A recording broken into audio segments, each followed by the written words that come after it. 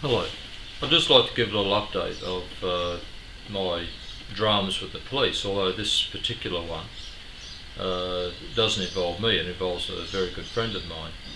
For the last 2 years he has been getting ready to defend himself against a number of allegations made by several people.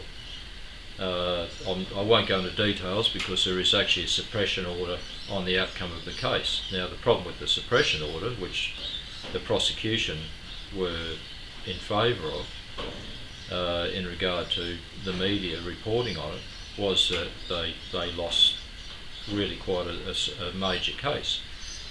Now, the problem with that, as I say, is that people who read about it originally in the paper have no knowledge that he was cleared of all charges, and that basically the people who made the allegations conspired to do it. I think I can safely say that, and if they, I won't name them so they can't sue me, and even if they did, I'd be more than happy to back myself up on that, because it was just that is what happened. And so what I'd like to quickly discuss is that if you or anyone else are on a jury, you can safely assume that there is the slightest suggestion that the police have acted improperly, and if you can see that the time between when the allegations were made to when the police took action to when the trial took place is a long time, as in my friend's case was 2 years, over 2 years, between when he was actually charged and when the trial took place. Now that is a deliberate attempt by the police to break you, either financially or mentally, because during that 2 years, that just doesn't go by with nothing happening.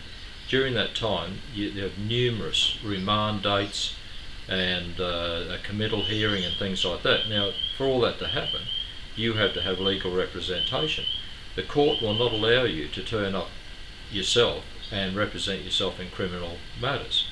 So you had to pay either a solicitor or a barrister. Now, to talk to a barrister, as anyone who has ever done that, you had better be ready to hand over, I would say, if you got away with $1,000 an hour, you'd be going well. The likelihood is you'd be paying about $2,000 an hour to have them.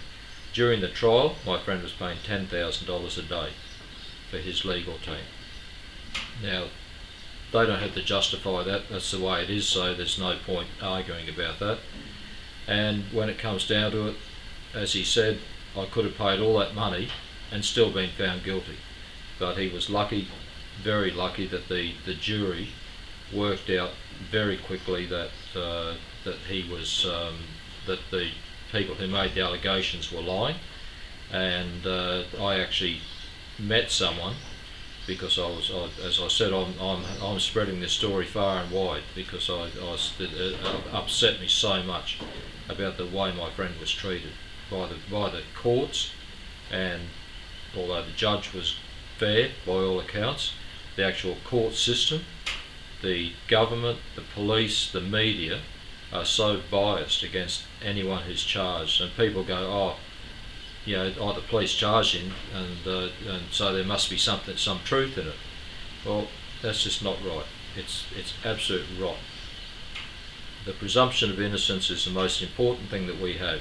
We have very few rights in Australia, and as I'll discuss later, the right to silence is your friend.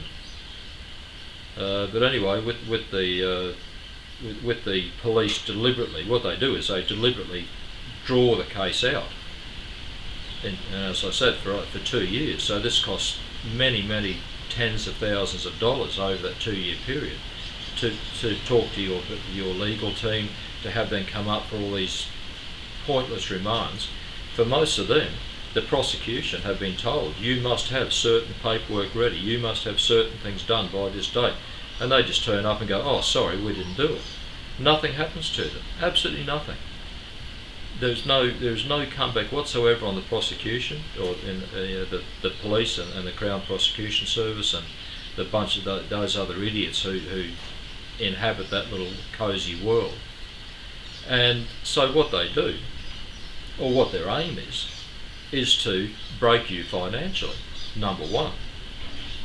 And that's what happened. How many people watching this have got hundreds of thousands of dollars to defend themselves against completely false allegations, or even an allegation that has some element of truth, for that matter. But under our system of justice, you are allowed to defend yourself against allegations, whether or not they be true. And the other thing is emotional trauma for people who have been charged and have had their picture thrown into the newspaper and completely untrue or untested allegations put out there by a magistrate, which is then those allegations are then put in the paper as factual matters. And so what happens is the people are just so destroyed and devastated by their private life or their life in general being plastered across a paper, and people abandoning them, and basically they can't walk down the street.